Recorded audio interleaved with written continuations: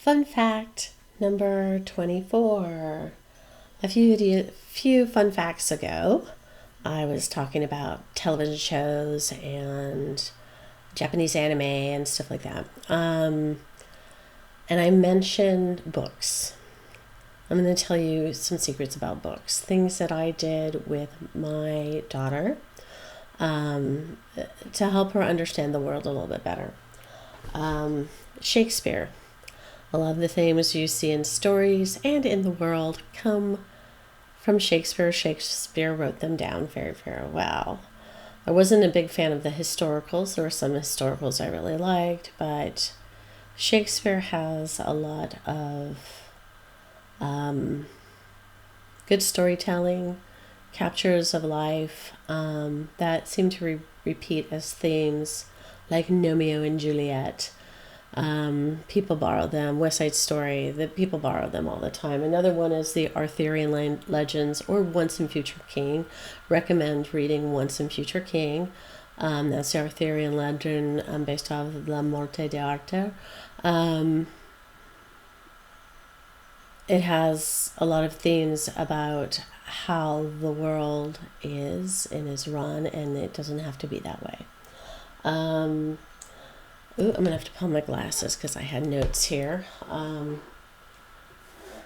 The Bible is another one. The Bible has a lot of stories in it.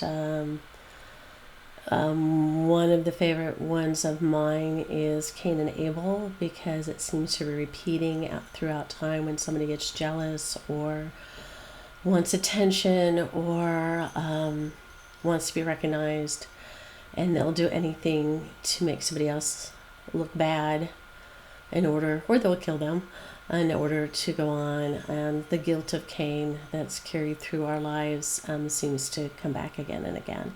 So that's a really good story. The Bible does have a lot of good stories. Narnia, Chronicles of Narnia. You got to do Chronicles of Narnia. Life, death, alternate realities, growing up. I already mentioned Otherland. Gosh, it just has so much in it. I love the Aboriginal language from Zabu. I loved Renee. I loved a lot of the characters. And basically they take you through other stories and mythologies, and they even have Wizard of Oz in it because it's a virtual reality and it's about immortality and what people will do to live forever and who they'll hurt. And that's what happens in this world all the time.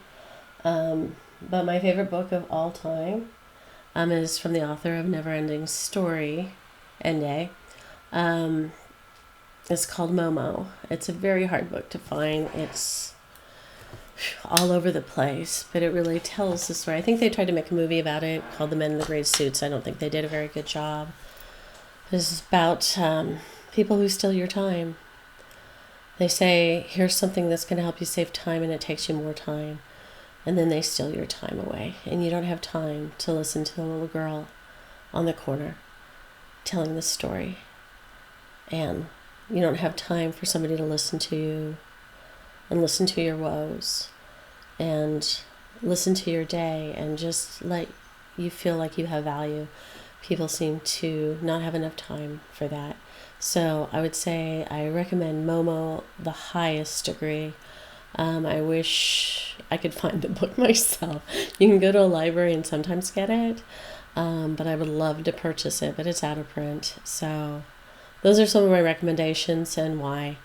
And I think they really help you see the world the way it really is, but also the way it really can be. Ciao, Bellas.